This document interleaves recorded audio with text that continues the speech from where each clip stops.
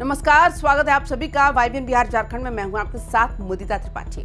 भारतीय राजनीति में कुछ रिश्ते ऐसे होते हैं जिन्हें देखकर लगता है कि ये साथ बहुत लंबा चलेगा, लेकिन राजनीति का सच यही है कि यहाँ दोस्ती भी परिस्थितियों की मोहताज होती है। कल तक जो नेता एक मंच पर खड़े होकर एक दूसरे के लिए तालियां बजा रहे थे, आज वही नेता अलग अलग रास्तों पर निकल पड़े हैं। ये कहानी है दो बड़े चेहरों की, तेजस्वी यादव और राहुल गांधी। एक वक्त था जब दोनों की दोस्ती को विपक्ष की सबसे मजबूत धुरी माना जा रहा था। दिल्ली से लेकर पटना तक हर मंच पर यही कहा जा रहा था कि अगर विपक्ष को नई ताकत मिल सकती है तो वह इन्हीं दोनों नेताओं की साझेदारी से मिलेगी। तेजस्वी यादव राहुल गांधी को पीएम बनाने की बात करते थे और राहुल गांधी ने तेजस्वी यादव को बिहार का सीएम बनाने की कोशिश की। लेकिन अब सियासत ने ऐसा करवट लिया कि दोनों के रास्ते भी एक मोड़ पर अलग हैं और इस अलगाव का असर दिखा है दक्षिण भारत में। केरल में पटना के एक राजनीतिक बैठक कक्ष में माहौल असामान्य था। आरजेडी के विधायक मौजूद थे, रणनीति पर चर्चा चल रही थी और मीडिया के कैमरे बाहर इंतजार कर रहे थे। फिर अचानक तेजस्वी यादव सामने आए और एक ऐसा ऐलान कर दिया जिसने पूरे विपक्षी खेमे को चौंका दिया। तेजस्वी यादव ने साफ कहा कि उनकी पार्टी केरल विधानसभा चुनाव में सत्तारूढ़ यानी लेफ्ट डेमोक्रेटिक फ्रंट के साथ मिलकर चुनाव लड़ेगी।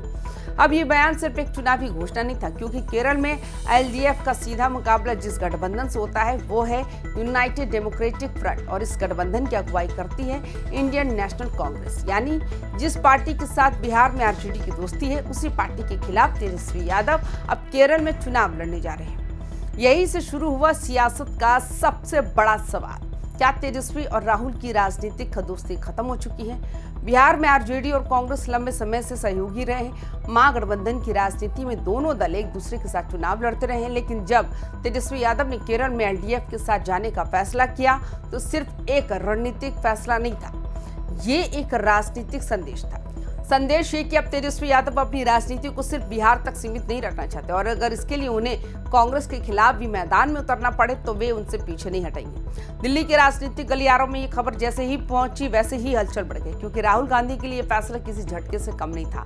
भारत की राजनीति में अगर किसी राज्य को वामपंथ का सबसे मजबूत गढ़ कहा जाता है तो वो है केरल। यहाँ लंबे समय से सत्ता दो गठबंधनों के बीच घूमती रही है। एक तरफ वामपंथी दलों का गठबंधन एलडीएफ, दूसरी तरफ कांग्रेस के नेतृत्व वाला यूडीएफ। इस बार भी मुकाबला इन्हीं दो मोर्चों के बीच है। एलडीएफ की अगुवाई कर रहे मुख्यमंत्री पिनरई विजयन, वही यूडीएफ की कमान विपक्ष के नेता वीडी सतीशन के हाथ में है। लेकिन इस बार मुकाबले में एक नया ट्विस्ट जुड़ गया है और वो है ट्विस्ट तेजस्वी यादव की एंट्री। जब बिहार की राजनीति पहुंची केरल, किसी ने शायद ही सोचा होगा कि बिहार की राजनीति का एक बड़ा नेता केरल की चुनावी जमीन पर उतर सकता है। लेकिन तेजस्वी यादव ने ये कदम उठाकर साफ कर दिया कि उनकी राजनीतिक महत्वाकांक्षा अब राष्ट्रीय स्तर की है। उन्होंने कहा कि उनकी पार्टी पहले भी केरल विधानसभा में मौजूद रही और इस बार भी वे एलडीएफ को मजबूत करने के लिए चुनाव लड़ेंगे। ये बयान अपने आप में बहुत बड़ा था, क्योंकि इसका मतलब था कि तेजस्वी यादव अब कांग्रेस के खिलाफ सीधे राजनीतिक मैदान में खड़े होंगे और यही वो क्षण था जब राहुल गांधी और तेजस्वी यादव की राजनीतिक राहें अलग हो गई। इस पूरे घटनाक्रम में सबसे ज्यादा खुश अगर कोई दिख रहा है तो वो है वामपंथी खेमे के नेता। मार्क्सवादी कम्युनिस्ट पार्टी के महासचिव एमए बेबी ने साफ कहा कि उनकी पार्टी चुनाव के लिए पूरी तरह तैयार है। उन्होंने दावा किया है कि एलडीएफ लगातार तीसरी बार सत्ता में लौटकर इतिहास रच सकता है।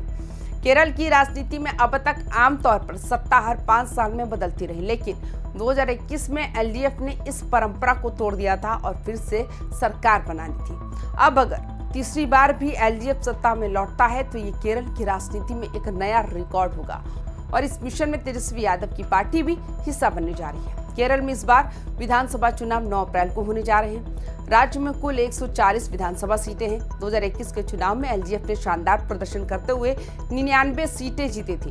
यूडीएफ को जो 41 सीटें मिली थी, वहीं बीजेपी के नेतृत्व वाले एनडीए को कोई सीट नहीं मिल पाई थी।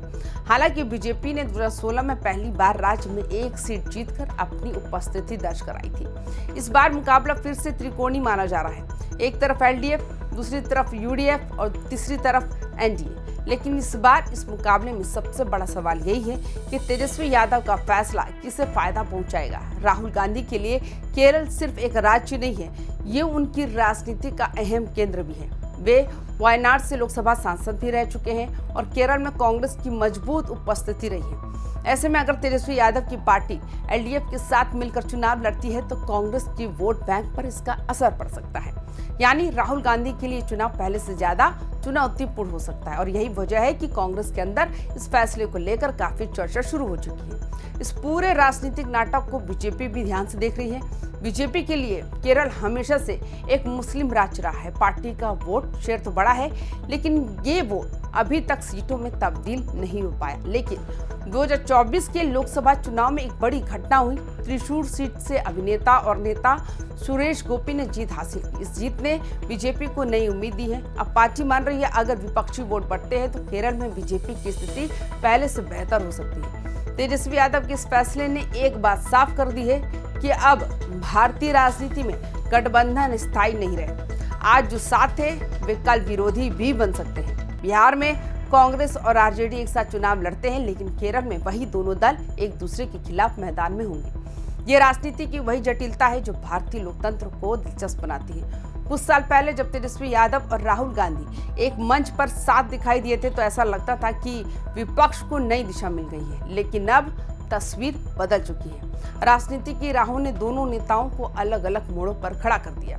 एक तरफ राहुल गांधी कांग्रेस के साथ यूडीएफ की लड़ाई लड़ रहे हैं, दूसरी तरफ तेजस्वी यादव वामपंथ के साथ एलडीएफ का झंडा उठाने जा रहे हैं। अब ये लड़ाई सिर्फ केरल की नहीं रह गई, ये लड़ाई उस नई राजनीति की है जहां हर नेता अपनी राह खुद तय करना चाहता है। और शायद यही वजह है कि भारतीय राजनीति का ये अध्याय इतना नाटकीय बन गया, क्योंकि यहाँ दोस्त भी सत्ता की तरह बदलती रहती है और गठबंधन भी समय के साथ साथ नए रूप लेते हैं।